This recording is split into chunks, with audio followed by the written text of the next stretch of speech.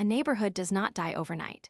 Before the final blow is struck, there is a slow, suffocating erosion of the spirit.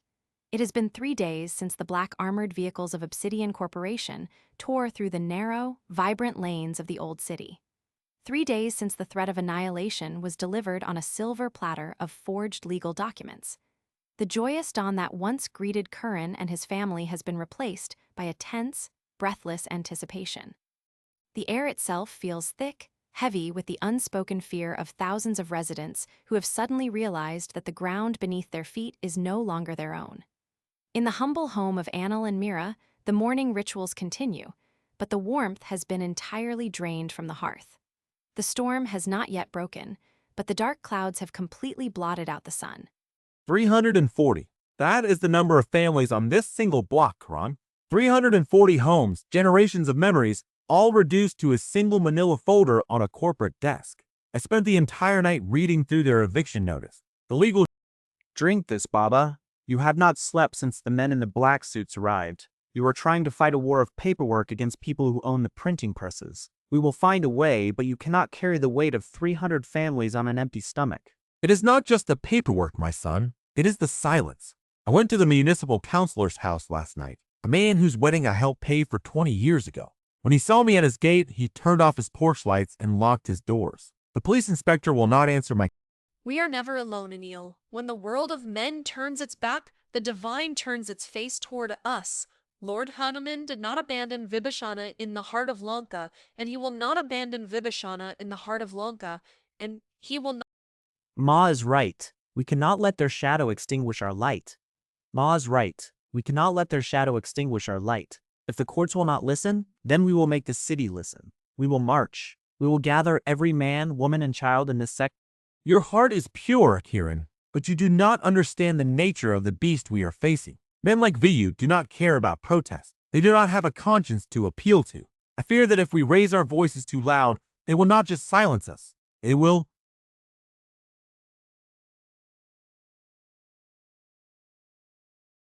Far below the glittering glass spire of the Obsidian Tower, hidden from the eyes of the city, lies a chamber of modern alchemy. Vidyut does not merely build corporations, he engineers suffering. As a neo-Rakshasa, his power grows not just from financial wealth, but from the spiritual decay of humanity. He understands that to break a community, you must first break their bodies, rendering their minds too weak to hold on to faith. In this subterranean laboratory, he has cultivated a localized apocalypse, a microscopic terror designed to masquerade as an industrial accident. He stands before a massive, glowing vat of pale yellow liquid, his flawless charcoal suit standing in stark contrast to the toxic glow illuminating his face. It is quite beautiful. Is it not, Rahul? The color of spoiled sunlight. Spend billions searching for the elixir of life, completely ignoring the sheer, elegant efficiency of the elixir of despair. Sir, the biochemical engineers have confirmed the potency. It is a heavy metal compound infused with synthetic neuroinhibitors. If we introduce this into the primary water main feeding Sector 4, the results will be catastrophic. You read the clinical description, Rahul, but you miss the poetry. It is not just a poison, it is a siege weapon for the soul. The old man, Anil, believes he can rally his people with speeches of righteousness. Let us see how righteous they feel when their children cannot stop vomiting. Let us see how much... The municipal water control station is completely automated at this hour. Sir, our infiltration team is ready. But, sir, if the Environmental Protection Agency traces the compound back to... Trace it? They will find traces of century-old corroded lead pipes. They will find industrial runoff from factories that closed decades ago. We will publicly mourn the tragedy of the decaying infrastructure of the old city. We will even offer a generous... Execute the breach. Flood the reservoir. I want the old city choking on its own fluids by nightfall. If the old man still wants to sing hymns to his monkey god, ensure he does it with bleeding lungs. The poison works faster than the legal system ever could. It seeps into the underground pipes, creeping into the sinks, the bathing buckets, and the drinking pots of thousands of unsuspecting families. The water runs with a faint, sickening yellow tint, smelling faintly of rusted iron and rotting flowers.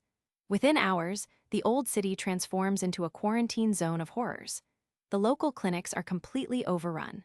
People collapse in the narrow streets, clutching their stomachs in agonizing pain.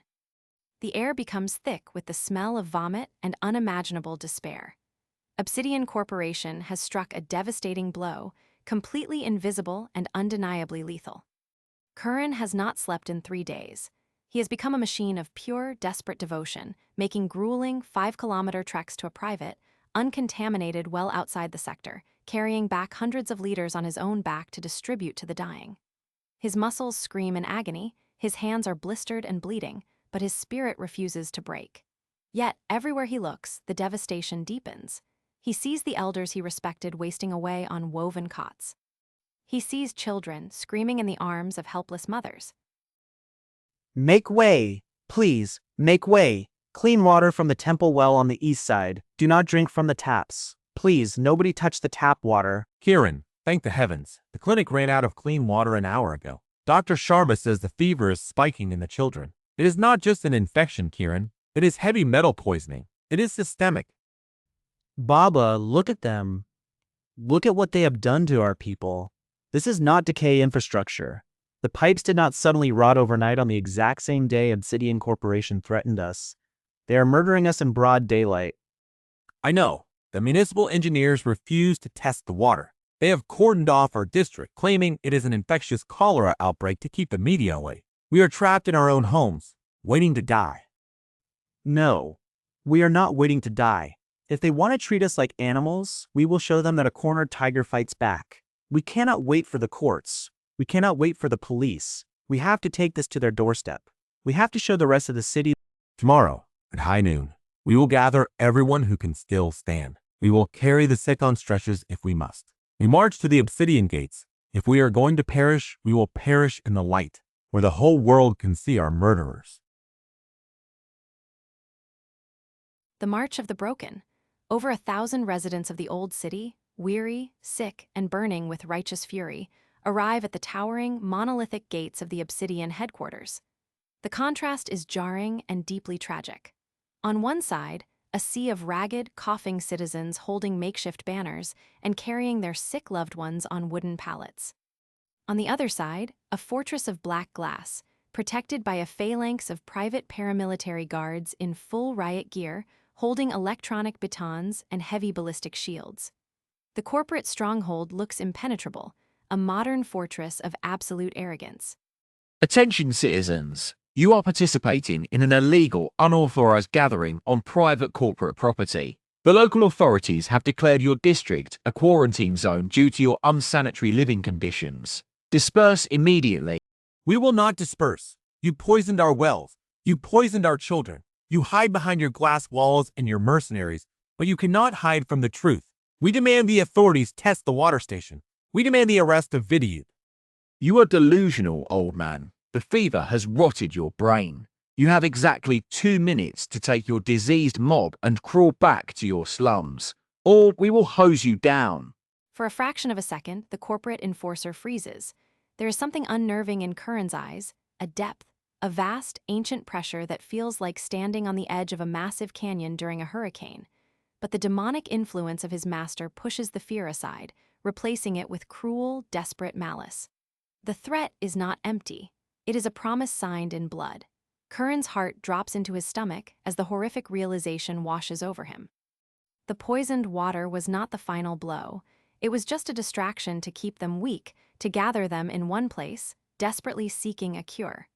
The true devastation is yet to come.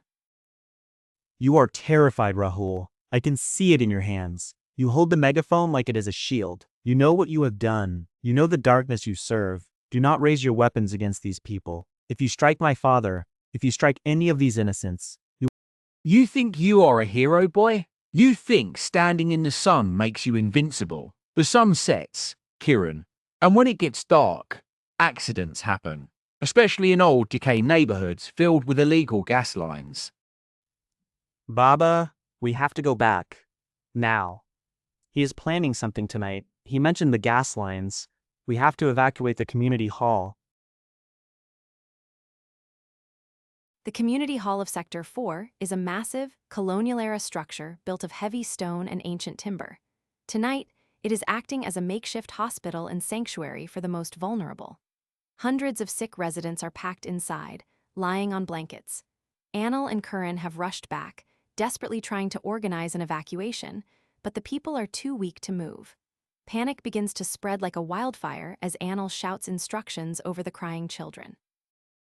Everyone, please listen to me. We cannot stay here. We have reason to believe Obsidian Corporation is going to sabotage the municipal gas lines running beneath this street. You must gather your families and move toward the eastern temple grounds. We have to leave immediately. Quickly, carefully. Do not push. Follow Kiran toward the back exits. Lord Hanuman will guide our steps, but we must move. The ultimate betrayal. Vidyut's enforcers have moved under the cover of darkness. They did not come to fight, they came to slaughter. By trapping the sick and the desperate inside the community hall, they have ensured that there will be no escape. The residents begin to scream, rushing toward the windows, only to find them barred from the outside with newly welded iron grates. They locked us in. Baba, the doors are chained from the outside. They trapped us. The primary valves are completely open. The basement is flooded with highly combustible municipal gas. The chains are secure. No one is getting out. Excellent. You have done well, Rahul. You have cleared the brush so that the new world can be built. Now, provide the spark. Let the ashes of their history pave the foundation of my future. Understood, sir.